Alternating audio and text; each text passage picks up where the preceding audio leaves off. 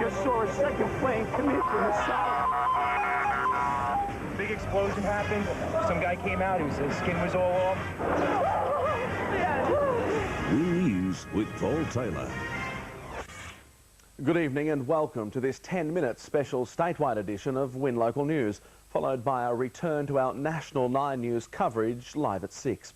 Former President Bill Clinton, who's been holidaying in Port Douglas, is on his way back to the United States.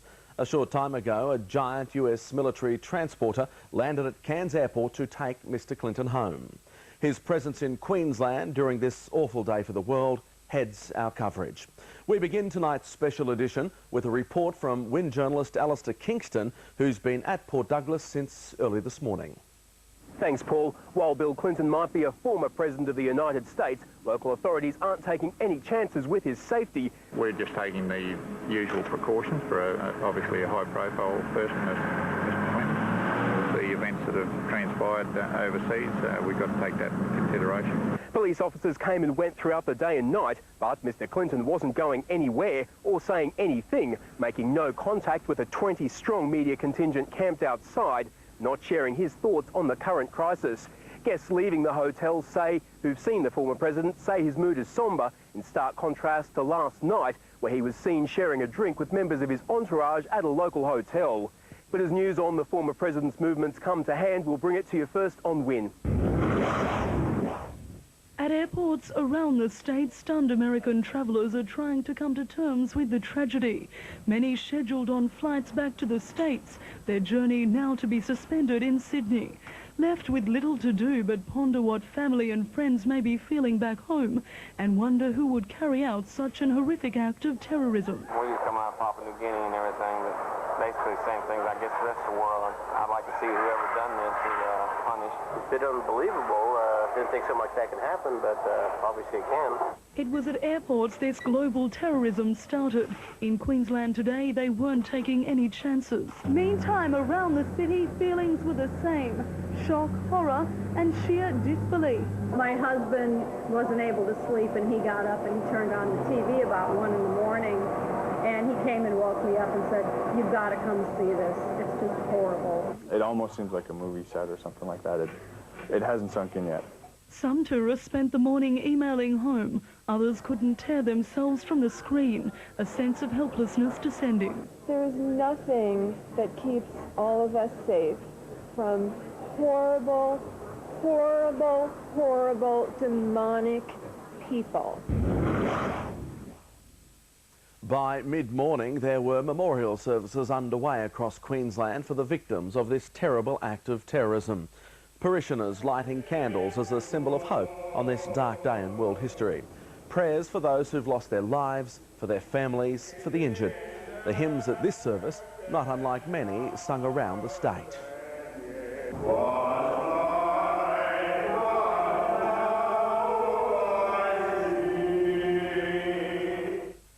There are hundreds of American students studying throughout Queensland. They hold terrible concerns for their loved ones, as do many Queenslanders with relatives living or travelling in the United States. 8:30 this morning and the flags at this university were being lowered as a sign of respect. There's more than 50 American students at this Rockhampton campus. They were today holed up in their dorms. Like in Toowoomba, Cairns, Townsville and the Sunshine Coast, US students throughout are undergoing counselling. My aunt was actually right under the building, right as the second plane crashed into it. And some of the debris fell on her, but she got out fine. Stunned Americans out here on business aren't leaving their hotel rooms, like San Francisco resident Judy Galani. I don't live there, but it doesn't matter. Just the magnitude of this crime just, it rips me apart. There are thousands of Queenslanders in the States, students, travellers, business people. Back home, anxious loved ones waited for any news. Business was also slow today as many stayed home to watch the coverage. Those that ventured out, though, weren't far from the news. The emotion all too much for some. I've been to Pearl Harbor. This is far worse than Pearl Harbor. Far worse, yeah. Why? And all those innocent people. It's just a weird and a sick waste of life. The whole world's going to have to sit back and listen and say, if they can do this in America, they can do it anyway. As you can imagine, communication to New York is difficult. The Department of Foreign Affairs has a special helpline. The number to ring is 1-800-00-2214. That's 1-800-00-2214. Queensland's Defence Force personnel have been placed on a heightened state of alert. The RAAF and Army called to duty as early as 3 a.m. The entire nation is on weathercock amber. Every soldier and civilian entering military barracks is being searched. As the world woke to the horror of the terrorist attack on America, Queensland soldiers woke to the call of duty. The federal government placing Australia's Defence Force on weathercock amber, the nation's second highest level of defence readiness. Security is at an optimum. Barracks have become fortresses. Every car searched, no one allowed in without identification. All of the operational matters are matters that we shouldn't discuss. They can be invoked and the soldiers know what they mean. As thousands of troops answered the call to duty, early morning traffic banked up for as far as the eye could see. This 5-car pile-up inevitable. Between 4 and 5 this afternoon, no soldier was allowed to leave the barracks. They understand the need to live on base if it's necessary, to be on a short notice to move. While the state comes to terms with the enormity of the massive terrorist attack, questions are being asked about the Commonwealth Heads of Government meeting in Brisbane and the Sunshine Coast next month.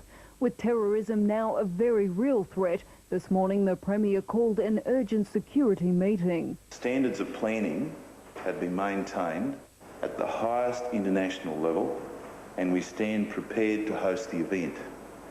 With 50 of the world leaders due here in just weeks, the Police Commissioner has assured the public the police service will remain vigilant.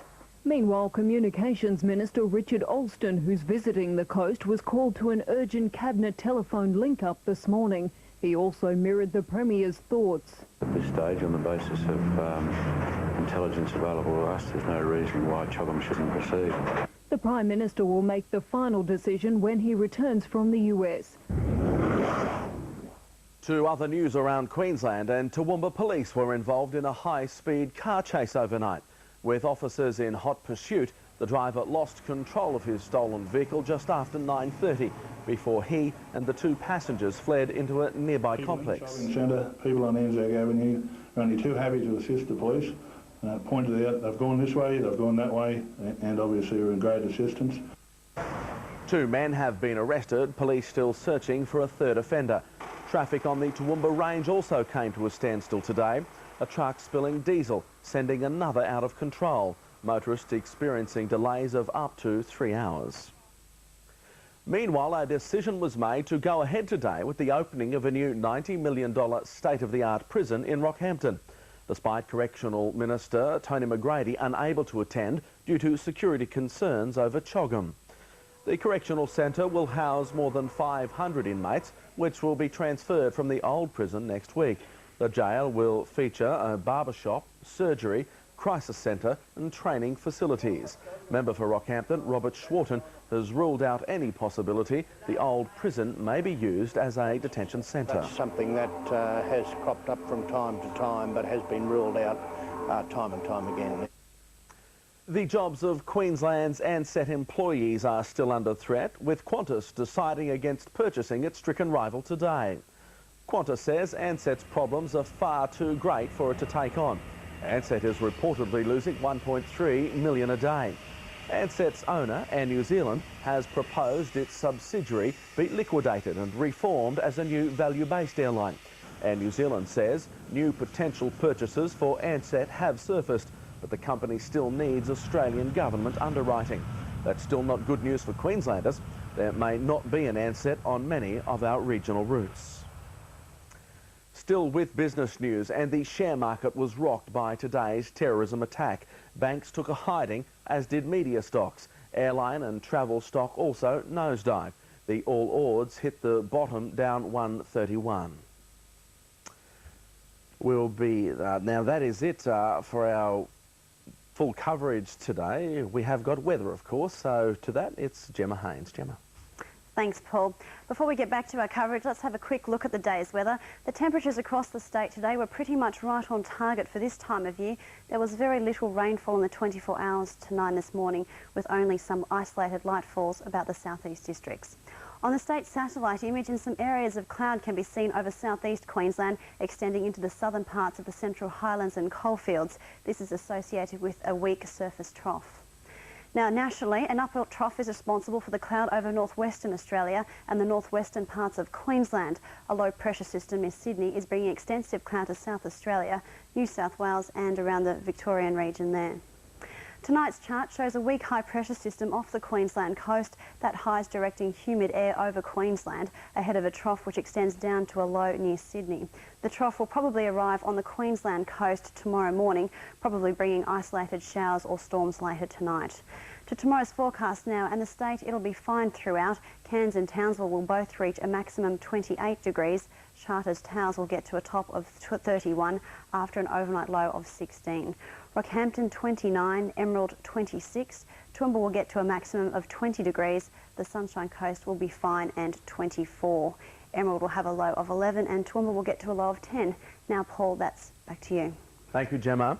Just repeating, Bill Clinton is on the move. The former president should be on his way home shortly on a giant military transporter from Cairns. We'll keep you posted as the evening progresses. In the meantime, we'll take you back now to National 9 News.